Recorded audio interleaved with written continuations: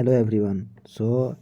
जो मैंने series start किया है कि मैंने पहले टारगेट रखा है कि BEVAE 181 जो हमारा इन्वायरमेंटल स्टडी होता है, इसके जो भी लेसन है, जो भी चैप्टर है, इसको कंप्लीट किया जाए। Hindi medium and English medium दोनों में आपको वीडियो मिलेंगे। सो थोड़ा सा पेशेंस रखिए, धैर्य रखिए, आपको वीडियो मिलेंगे। और आपको जो भी कोड पढ़ना हो, आप कमेंट सेक्शन में ज़रूर बताना कि ये कोड का वीडियो चाहिए, और वीडियो कैसा लगा ये कमेंट सेक्शन में बताना है। ठीक है, इस चैप्टर में कहीं पे भी आपको डाउट हो, वो भी चीज़ें कमेंट में मेंशन करनी है। ठीक है, ये जो हमारा जो कोड है ना, क्या बोलते हैं, इन्वायरमेंटल स्टडी, ये हर इंसान को जानना ज़रूरी है। ठीक है, ये हमारा चैप्टर नंबर 2 है, सेकेंड है, जिसको इंग्लिश में बोलते हैं हम। ठीक है, तो हमारा चैप्टर नंबर 2 है जिसका नाम है पारिस्थितिक तंत्र, इसको इंग्लिश में बोलते हैं इकोसिस्टम। ठीक है, तो मुख्यतः ये जो चैप्टर है ना, इसमें टोटल 11 सब टॉपिक हैं, और यही टॉपिक अब बात करके ये पूरे चैप्टर को करेंगे हम फिनिश। सो आप वीडियो में शुरू से लेके अंत तक बने रहिएगा, और हर एक बिंदु ध्यानपूर्वक समझिएगा। जहाँ कहीं पे भी समझ में ना आए, प्लीज़ आप कमेंट सेक्शन में पूछ लीजिएगा, और जिस भी टॉपिक पे आपको वीडियो चाहिए, जिस भी कोड पे वीडियो चाहिए, आप बताइएगा। थोड़ा सा धैर्य रखिए, आपको मैं वादा करता हूँ कि एग्ज़ाम में जो भी क्वेश्चन आएंगे, मैं जो बताऊँगा एकदम वहाँ से आएंगे। यदि आप ध्यानपूर्वक इस वीडियो को देख रहे हो, तो आफ्टर एग्ज़ाम आप देखना कि जो भी मैं बताऊँगा इंपॉर्टेंट क्वेश्चन, जो भी चीज़ें कराऊँगा, वहाँ से क्वेश्चन बनेंगे। और आपको हर चैप्टर में मैं बताऊँगा कि कौन से क्वेश्चन आ सकते हैं और कौन से क्वेश्चन यहाँ से नहीं पूछे आ सकते, सब कुछ बताया जाएगा। सो आपको वीडियो को पूरा करना है, शुरू से लेकर अंत तक वॉच, और जहाँ पे दिक्कत हो पूछना है। ठीक है, चलिए वीडियो करते हैं स्टार्ट। हमारा जो चैप्टर है उसका नाम है पारिस्थितिक तंत्र, जिसको इंग्लिश में बोलते हैं इकोसिस्टम। ठीक है, इसमें मुख्यतः हम 11 सब टॉपिक की बात करेंगे और पूरे चैप्टर को फिनिश करेंगे। तो सबसे पहले हम इसमें देखेंगे पारिस्थितिक तंत्र क्या है। ठीक है, what do you mean by ecosystem. ठीक है, दूसरा नंबर चीज़ देखेंगे पारिस्थितिक तंत्र की परिभाषा, कि जो पारिस्थितिक तंत्र होता है ना, जो इकोसिस्टम होता है, इसका क्या डिफिनीशन है। ठीक है, what do you understand by ecosystem. ठीक है, तीसरे नंबर हम देखेंगे पारिस्थितिक तंत्र के घटक, मतलब जो पारिस्थितिक तंत्र होता है ना, जो हमारा इकोसिस्टम होता है, इसका क्या पार्ट्स है, पार्ट्स ऑफ इकोसिस्टम। ठीक है, आगे देखेंगे पोषी स्तर। ठीक है, आगे हम देखेंगे आहार श्रृंखला। ठीक है, पोषी स्तर को बोलते हैं ट्रॉफिक लेवल बोलते हैं इंग्लिश में, आहार श्रृंखला को फूड चेन बोलते हैं। ठीक है, हमारा 6 नंबर है आहार श्रृंखला के प्रकार। जो फूड चेन होते हैं ना, उसके कितने टाइप्स है। ठीक है, टाइप्स ऑफ फूड चेन। ठीक है, 7वां नंबर है पारिस्थितिक अनुक्रम, जो इकोसिस्टम है इसका अनुक्रम दे रखा है, पारिस्थितिक अनुक्रम हम बात करेंगे, चैप्टर पढ़ाएंगे, आपको डीप में बताएंगे। सो टेंशन लेने की बात नहीं है। ठीक है, आगे हम बात करेंगे पारिस्थितिक अनुक्रम के प्रकार। जो पारिस्थितिक अनुक्रम होते हैं ना, इसके क्या क्या प्रकार हैं हम बात करेंगे। फिर हम बात करेंगे प्राथमिक अनुक्रम, फिर बात करेंगे द्वितीयक अनुक्रम। ठीक है, लास्ट में बात करेंगे पारिस्थितिक तंत्र और मानवीय हस्तक्षेप। यही मुख्यतः 11 टॉपिक की बात करके पूरे चैप्टर को पढ़ेंगे। ठीक है, तो चलिए करते हैं चैप्टर को स्टार्ट। हम पहला टॉपिक लेते हैं पारिस्थितिक तंत्र क्या है।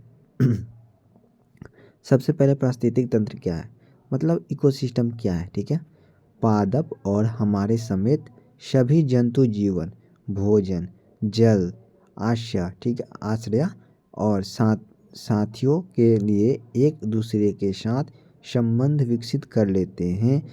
ठीक है, मैंने अभी आपको बताया जो पादप हो गए, हमारे समेत सभी जीव जंतु, जो भी जीव जंतु है, भोजन हो गया, आश्रय हो गया, और साथियों के लिए एक दूसरे के साथ संबंध विकसित करना, रिलेशन डेवलप करना ही क्या कहलाता है, पारिस्थितिक तंत्र कहलाता है। क्या कहलाता है, इकोसिस्टम कहलाता है। जैसे क्रियाशीलता के संदर्भ में परस्पर निर्भर और परस्पर संबंधित होते हैं, उसे ही हम पारिस्थितिक तंत्र इकोसिस्टम कहते हैं। मतलब क्रियाशीलता के संदर्भ में परस्पर एक दूसरे पर क्या होते हैं, निर्भर होते हैं, डिपेंडेंट होते हैं। कोई भी जीव जंतु परस्पर एक दूसरे पर डिपेंडेंट होते हैं, कोई भी क्रियाशीलता के लिए, उसी को हम क्या बोलते हैं, पारिस्थितिक तंत्र बोलते हैं। उसी को हम क्या बोलते हैं, इकोसिस्टम बोलते हैं। सिंपल वे में हम आपको भाषा बताएंगे। ठीक है, पारिस्थितिक तंत्र की परिभाषा सिंपल वे में बताएंगे, सबसे सिंपल आसान डिफिनीशन में। तो परिभाषा में देखिए, जलमंडल, स्थलमंडल और वायुमंडल का जैविक तथा अजैविक घटक के पारस्परिक संबंधी पारिस्थितिक तंत्र कहलाता है। ठीक है, जो भी जलमंडल है, जो भी स्थलमंडल है और जो भी वायुमंडल है, इसका जो जैविक है ना, मैंने जब आपको मैं पहला चैप्टर पढ़ाया था तो उसमें मैंने जैविक घटक और अजैविक घटक मैंने बताया था। पर्यावरण के दो घटक होते हैं, पहला जैविक होता है, दूसरा अजैविक होता है। मैंने ये भी चीज़ बताया था कि मैंने ये भी चीज़ आपको बताया था, जो जैविक घटक होते हैं ये लिविंग थिंग्स होते हैं, जो अजैविक होते हैं और नॉन लिविंग थिंग्स होते हैं। ये चीज़ आपको बताया था, ये भी बताया था, यहाँ से एग्ज़ाम में क्वेश्चन पूछे जाते हैं। तो यहाँ पे मैं बता रहा हूँ, जलमंडल, स्थलमंडल और वायुमंडल का जैविक तथा अजैविक मतलब हमारे इन्वायरमेंट में, हमारे पर्यावरण में जो भी जलमंडल है, स्थलमंडल है और जो भी वायुमंडल है, इसमें जो भी लिविंग और नॉन लिविंग थिंग्स के जो आपसी में जो भी संबंध है ना, जो भी रिलेशन है, पारस्परिक संबंध है, इसी को क्या बोलते हैं? पारिस्थितिक तंत्र बोलते हैं। इसी को क्या बोलते हैं? हम इकोसिस्टम बोलते हैं। ठीक है, अब हम बात करेंगे पारिस्थितिक तंत्र के घटक। ठीक है, पार्ट्स ऑफ इकोसिस्टम। ठीक है, पहला होता है पारिस्थितिक तंत्र के दो घटक होते हैं, मुख्यतः दो घटक होते हैं। पहला होता है जैविक, दूसरा अजैविक। आपको मैंने जब पहला चैप्टर पढ़ाया था पर्यावरण पर्यावरण तो उसमें मैंने आपको आवर पर्यावरण, हमारा पर्यावरण पहला चैप्टर था, उसमें मैंने आपको जैविक घटक और अजैविक घटक के बारे में अच्छे से बताया। जो बच्चे नहीं जानते हो जाके वीडियो देख लेंगे। जैविक का मतलब होता है लिविंग थिंग्स, अजैविक का मतलब होता है नॉन लिविंग थिंग्स। जहाँ कहीं भी जैविक का बात किया जाए आप समझिएगा वहाँ पर लिविंग थिंग्स की बात हो रही है। लिविंग थिंग्स मतलब वैसे वैसे जीव जंतु, जो वैसी चीज़ें जो जीवित हो। ठीक है, जो मूवमेंट कर सके, रिप्रोडक्शन कर सके। ठीक है, दूसरा नंबर वो रेस्पायरेशन कर सके इत्यादि। ठीक है, ये सब चीज़ें क्या होती है? जीवित होती है। इसको क्या बोलते हैं? जैविक मतलब सजीव, अजैविक मतलब निर्जीव। ठीक है, इतना आप याद रखना, जैविक मतलब सजीव, अजैविक मतलब निर्जीव। जैविक में तीन चीज़ें आती हैं। पहला आता है उत्पादक, जिसको इंग्लिश में बोलते हैं प्रोड्यूसर। दूसरा आता है उपभोक्ता, जिसको इंग्लिश में बोलते हैं कंज्यूमर। तीसरा आता है अपघटक, जिसको इंग्लिश में बोलते हैं डिकम्पोजर। ओके, मैं आपको एक एक करके बताऊंगा। फिर जो प्रोड्यूसर होता है ना, जो कंज्यूमर होता है, डिकम्पोजर होता है। इसमें जो कंज्यूमर होता है ना, उसमें तीन आते हैं। पहला प्राथमिक उपभोक्ता, दूसरा द्वितीयक उपभोक्ता, तीसरा तृतीयक उपभोक्ता। ठीक है, अजैविक में आता है जलवायु तत्व, कार्बनिक पदार्थ, अकार्बनिक पदार्थ। ठीक है, ये चीज़ें हैं। एक चीज़ आप ही लोग याद रखना कि जो मैं बता रहा हूँ इसको ध्यानपूर्वक सुनना है। साथ ही आपको आपके सामने नोट्स है, काफ़ी टाइम यहाँ पे स्क्रीन पे रह रहे हैं तो आप इसका स्क्रीनशॉट भी ले सकते हो और आसानी से आप नोट्स भी बना सकते हो। राइटिंग पे कोई कमेंट नहीं कि राइटिंग ख़राब है, अच्छा है। जो भी चीज़ें आपके सामने जहाँ समझ में ना है वहाँ पे पूछना है, क्योंकि जल्दी जल्दी में ये चीज़ें लिखी गई है, किसी से लिखवाई गई है और समय की कमी की वजह से थोड़ा सा इस पे आप लोग आराम से नोट डाउन करना, स्क्रीनशॉट लेके आप आराम से इसको लिख सकते हो, उसमें बड़ी बात नहीं है। जो मैं बताऊंगा हर क्लास में आपको उसको ध्यानपूर्वक सुनना है।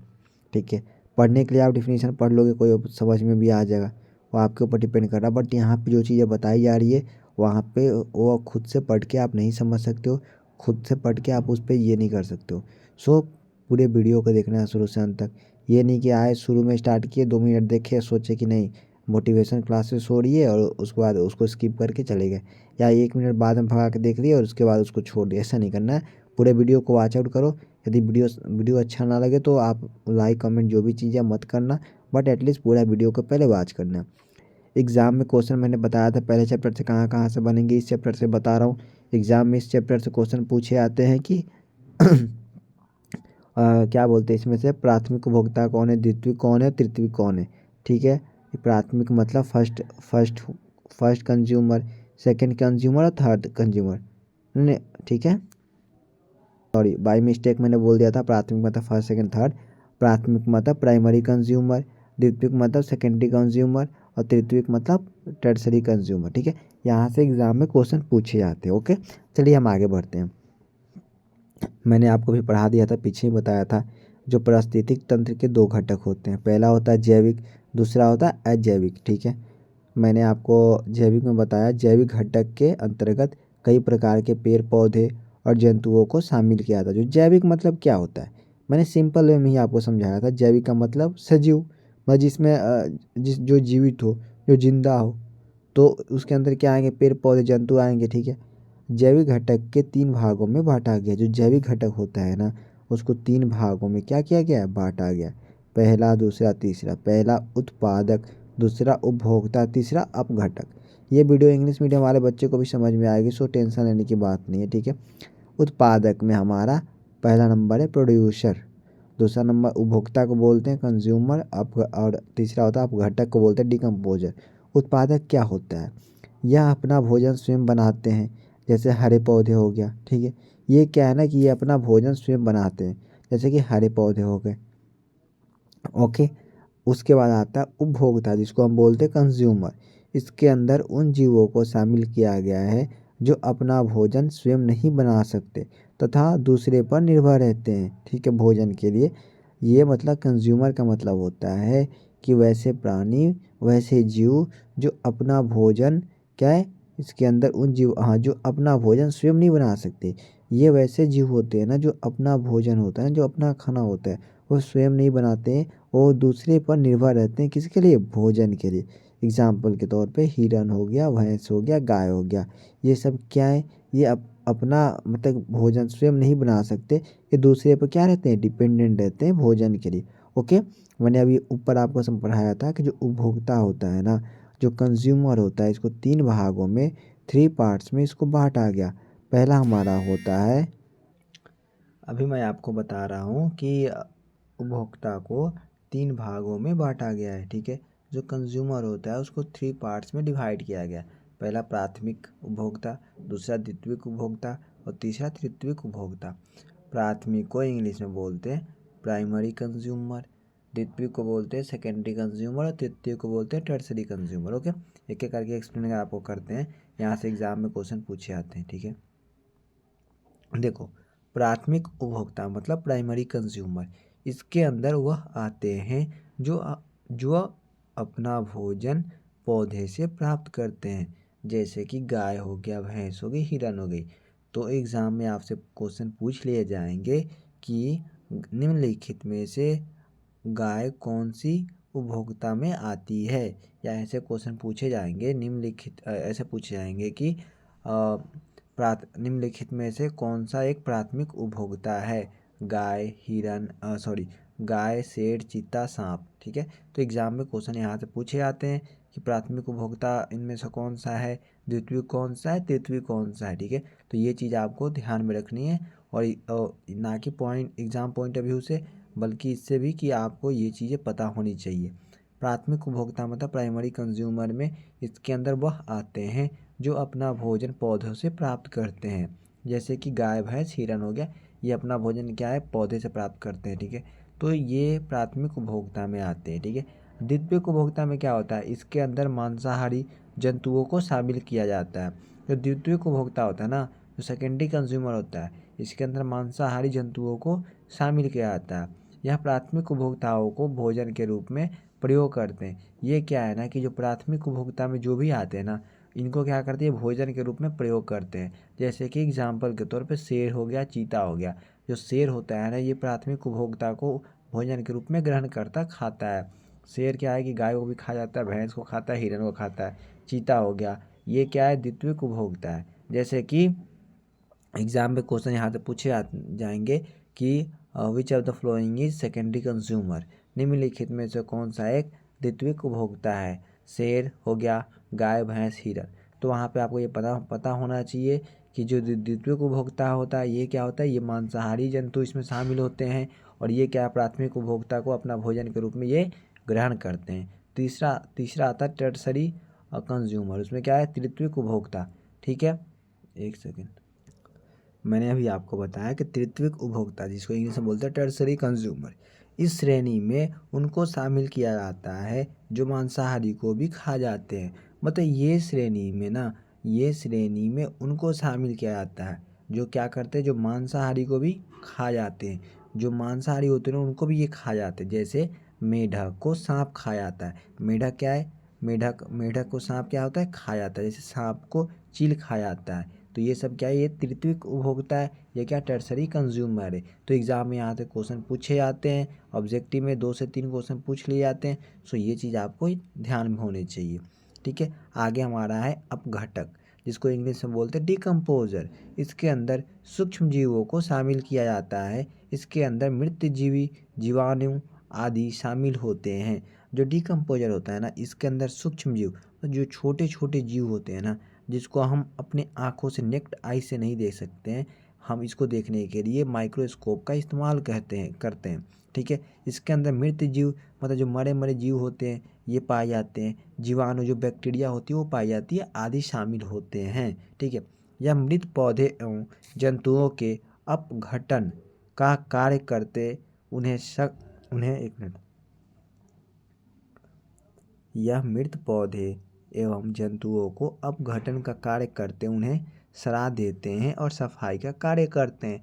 आप सबको पता है कि हमारे पर्यावरण में आप क्या है कि जो भी वेस्ट मटेरियल होता है ना, जो भी पेड़ पौधे होते हैं, जो भी चीज़ें होती है जो वेस्ट है, जिसको आप इस्तेमाल नहीं करते हो, आप उसको फेंक देते हो। जैसे मान लो पौधे हो गए, जो पौधे हो गए, पौधे कुछ ऐसे पौधे जिनका टहनी कट गया, या कुछ ऐसे जंतु होते हैं जो डेथ कर जाते हैं। तो ये क्या है ना, जब ये पर्यावरण में जब इनको कोई फेंक देता है या कहीं पे रहते हैं, तो जो सूक्ष्म जीव होते हैं ना, इसको क्या करते हैं ना, मिट्टी में ना इसको सड़ा देते हैं, डिकम्पोज कर देते हैं। मिट्टी में इसको खा खा के अपने अंदर कुछ ग्रहण करते हैं, कुछ मिट्टी में इसको क्या करते हैं, डिकम्पोज करते हैं, और हमारे पर्यावरण को साफ सफाई करने में, पर्यावरण को साफ करने में क्या करते हैं, मदद करते हैं, ठीक है।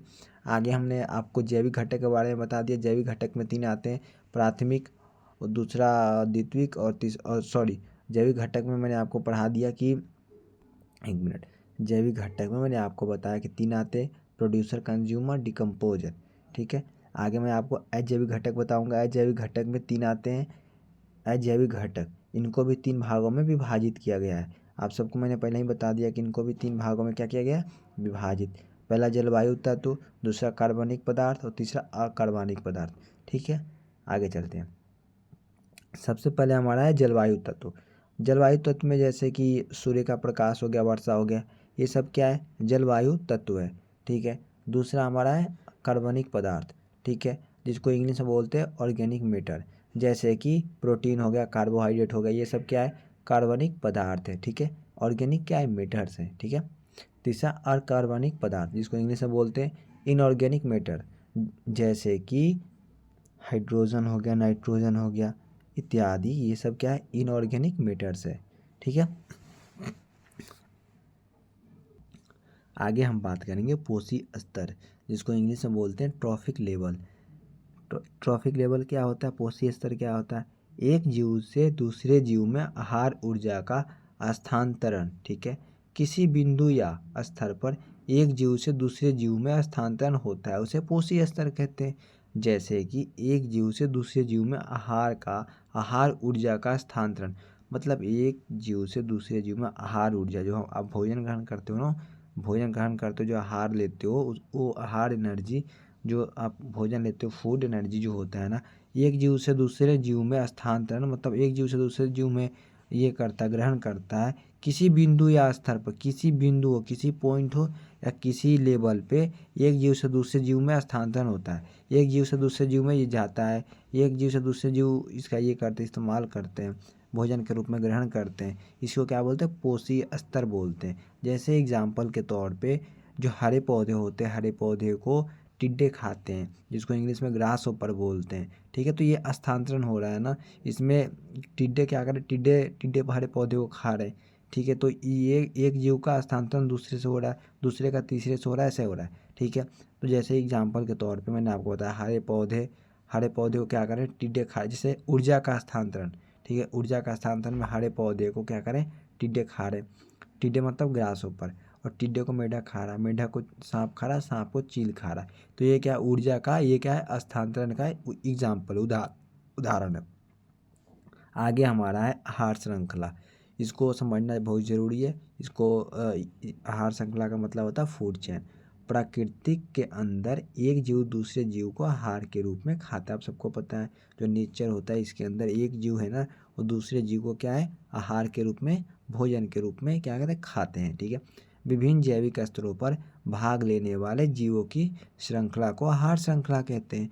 और विभिन्न जैविक स्तरों पे, ठीक है ना, विभिन्न जैविक स्तरों पे भाग लेने वाले, जो पार्टिसिपेट करने वाले ना, जो भी जीव होते हैं ना, इन्हीं के जो श्रृंखला होती है ना, इन्हीं का जो चयन होता है ना, इसी को हम क्या बोलते हैं, आहार श्रृंखला बोलते हैं। ठीक है, मतलब प्रकृति के अंदर जो भी जीव जंतु है ना, एक दूसरे पर आहार के लिए क्या रहते हैं, डिपेंडेंट रहते हैं, एक दूसरे जीव को आहार के रूप में खाते हैं। ठीक है, इसमें जो विभिन्न स्तर पे, जो जैविक स्तर में जो भी विभिन्न स्तर में भाग लेने वाले जो जीव की श्रृंखला होती है ना, इन्हीं को हम आहार श्रृंखला बोलते हैं। ठीक है, एग्जाम्पल के तौर पे घास की मैदान की आहार श्रृंखला। ये घास की मैदान की आहार श्रृंखला ले तो उसमें क्या क्या होता है, हरे पौधे, टिड्डे, मेढक, सांप, चील। मतलब हरे पौधे को टिड्डे खाएगा, टिड्डे को मेढक खाएगा, मेढक को सांप खाएगा, सांप को चील खाएगा।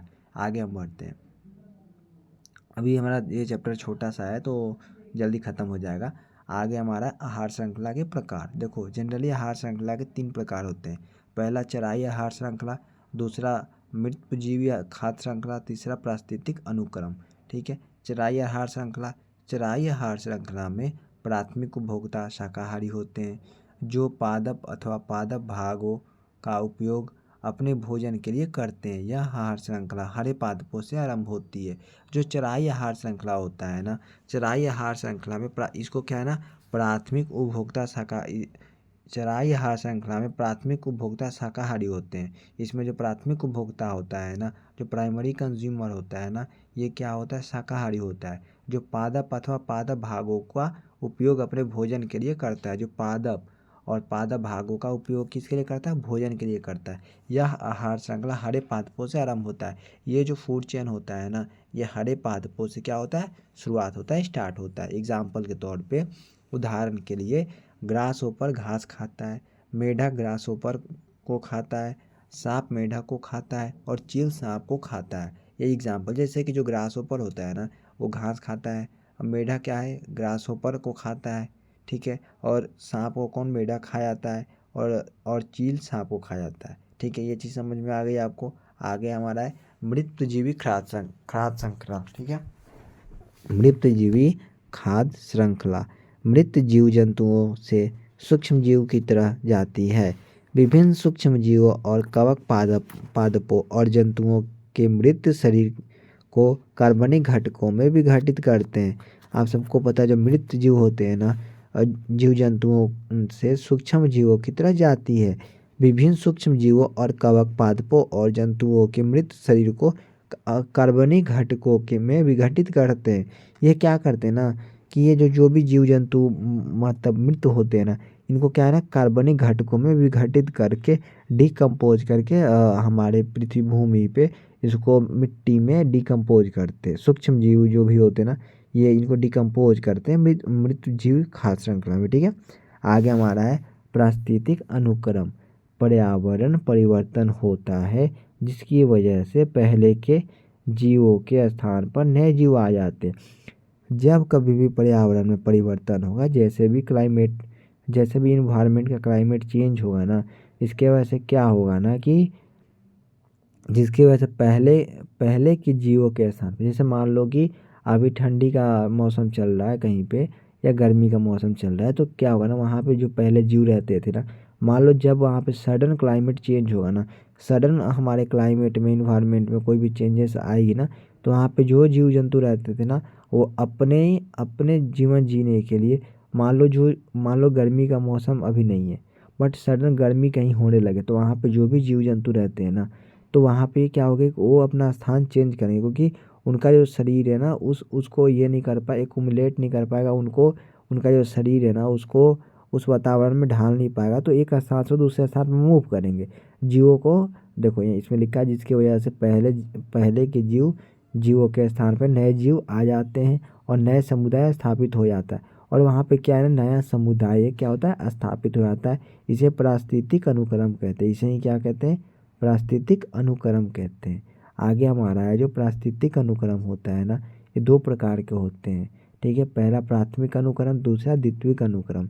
ठीक है, तो यहाँ से भी क्वेश्चन जनरली एग्जाम में पूछे जाते हैं, प्राथमिक अनुक्रम और द्वितीयक अनुक्रम में। ठीक है, आगे चलते हैं।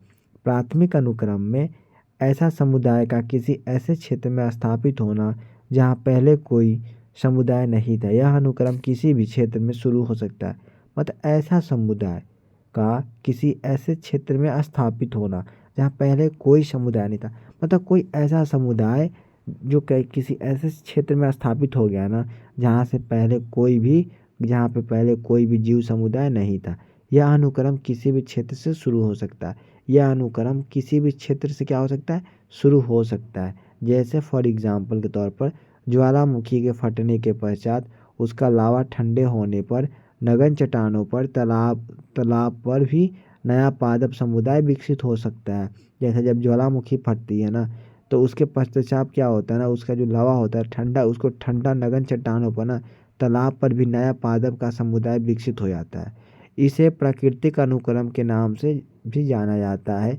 इस अनुक्रम से होने में हजारों साल लग सकते हैं।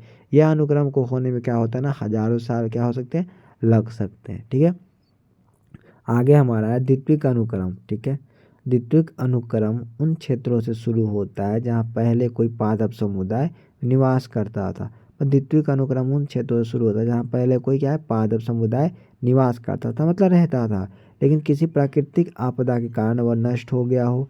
लेकिन किसी प्राकृतिक आपदा के कारण क्या हो, नष्ट हो गया। प्राकृतिक आपदा मतलब नेचुरल डिजास्टर, जैसे कि बाढ़ हो गया, भूकंप हो गया, साइक्लोन हो गया, ये सब क्या है, नेचुरल डिजास्टर है। जैसे बाढ़ भूकंप के कारण इन क्षेत्रों में नए पादप समुदाय उपजाऊ मिट्टी होने से तुरंत ही विकसित हो जाते हैं। ठीक है, जैसे बाढ़ उड़ आता है ना तो क्या होता है कि वो इसके कारण जो क्षेत्र होते हैं ना यहाँ पे यहाँ पे जो क्षेत्र होता है ना काफ़ी उपजाऊ हो जाता है। तो जो प्राकृतिक आपदा में जो बाढ़ है ना, बाढ़ के आने से जो मिट्टी होती है उपजाऊ हो जाती है। तो वहाँ पे जो उस क्षेत्र में ना पहले पादप समुदाय निवास करता था, लेकिन किसी प्राकृतिक आपदा के कारण क्या है ना कि वो नष्ट हो जाता है, और नष्ट हो जाने के कारण वो वहाँ से निवास नहीं कर पाता है। ठीक है, जैसे बाढ़ भूकंप के कारण इन क्षेत्रों में नए पादप समुदाय उपजाऊ मिट्टी होने से तुरंत ही विकसित हो जाते हैं। वहाँ पे क्या होता है, तुरंत ही विकसित हो जाते हैं। तो एग्जाम में यहाँ से क्वेश्चन पूछ लिया जाता है कि जो बाढ़ होता है ना, नहीं नहीं, जो प्राकृतिक आपदा होता है ना वो कौन सा अनुक्रम में आता है, प्राथमिक अनुक्रम, द्वितीयक अनुक्रम, या दो एग्जाम्पल और कुछ आप अपने से रख लो, या इत्यादि, या मान लो कोई पर्यावरणीय अनुक्रम, ऐसा कुछ रख लो। ठीक है, तो आपको ये बात ध्यान होनी चाहिए कि जो प्राकृतिक आपदाएं होती है ना ये द्वितीयक अनुक्रम में आती है। आगे हमारा है पारिस्थितिक तंत्र और मानवीय हस्तक्षेप। पारिस्थितिक तंत्र में जितने भी घटक होते हैं उनमें से सबसे शक्तिशाली मानव ही होता है। आप सबको पता है जो पारिस्थितिक तंत्र होता है, इकोसिस्टम होता है, इसमें जितने भी घटक होते हैं इनमें सबसे महत्वपूर्ण, सबसे शक्तिशाली क्या है, मानव ही होता है। पारिस्थितिक तंत्र पर जो खतरे हैं, मतलब पारिस्थितिक तंत्र पे मतलब इकोसिस्टम पर जो भी खतरे, जो भी डेंजर्स है उसे मानव ही उत्पन्न करता है। इसे क्या है, मेनली मानव ही क्या करता है, इसे उत्पन्न करता है। क्योंकि मनुष्य प्रकृति को अपनी सुख सुविधाओं के लिए इस्तेमाल करता है। क्योंकि जो मनुष्य है ना ये क्या, प्रकृति को अपनी सुविधाओं के लिए, मतलब प्रकृति को अपने किसके लिए, सुख के लिए, सुविधाओं के लिए क्या करता है, इस्तेमाल करता है, यूज करता है। और प्राकृतिक संसाधनों का ना केवल दोहन करता है बल्कि उसे अपने तरीके से नियंत्रित भी करता है। ये ना प्राकृतिक संसाधनों को, जो प्राकृतिक नेचुरल रिसोर्स है ना इसका नुकसान ही पहुंचाता, ना ही इसका केवल दोहन करता है बल्कि इसे क्या अपने तरीके से इसे नियंत्रित भी करता है, कंट्रोल भी करता है। ठीक है, तो ये चैप्टर में बस हमें इतना ही पढ़ना था। यदि इससे कोई भी डाउट आपको हो तो प्लीज़ कमेंट सेक्शन में पूछ लेना। वीडियो अच्छा लगे तो प्लीज़ आप कमेंट ज़रूर करना। आपको ये सीरीज कंटिन्यू मिलेगी और आपको हर चैप्टर पढ़ाया जाएगा।